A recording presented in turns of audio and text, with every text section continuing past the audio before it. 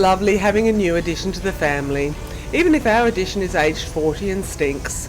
Luckily not like a dirty nappy, but instead of premium petrol.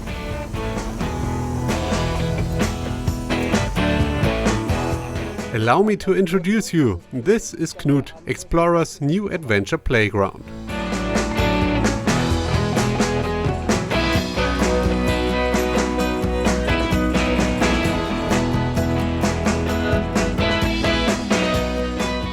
Adventure Playground because over the next few months Explorer wants to convert its Knut from a Swedish military truck to an off-road mobile home suitable for travelling. Well, it's pretty obvious that there'll be more work done than playing, but the play instinct wins out at first. But surely it's not going to? Oh yes it is, oh my. The mini format truck is a pretty good mountain climber. It's a pity that so far we haven't found enough obstacles to do justice to it. While Martin is still playing around in the woods, we rewind back to the beginning, to a very early beginning. Good morning, it's not even 4 a.m. It's not my favorite time of day and I'm already a bit stressed as I only have 5 minutes to make it to the train station. But why the big fuss? In 5 hours they'll be waiting for me in Gießen to get the new multi-purpose vehicle. Let's go!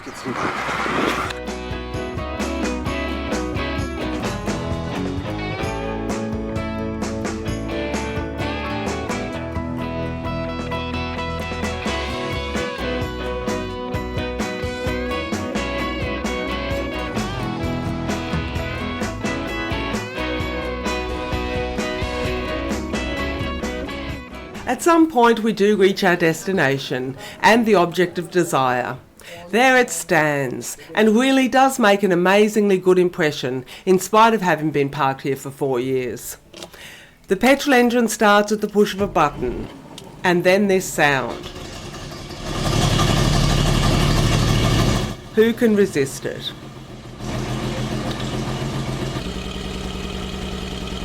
An agreement is reached quickly. And there's another thing that influences the purchase decision.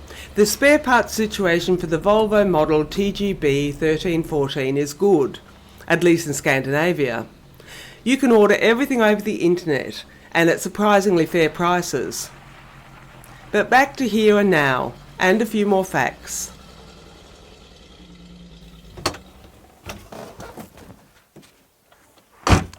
Our old Swede is a Volvo C304.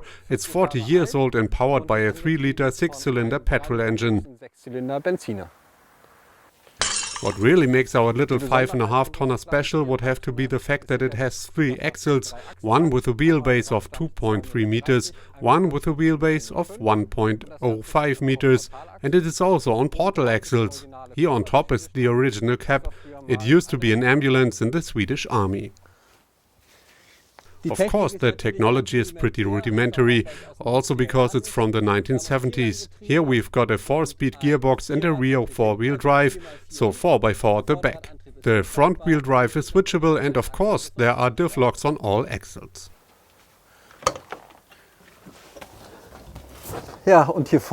So at the front here it's really pretty rustic. I've discovered that the small seats are surprisingly comfortable. It doesn't have power steering, the engine is right next to me, with a pretty nice cover over it. I can look straight into the engine. 4-speed gearbox, there is a speedo, a temperature gauge and a fuel gauge. That will have to suffice. Speaking of the fuel gauge, you can almost watch the needle move while you're driving.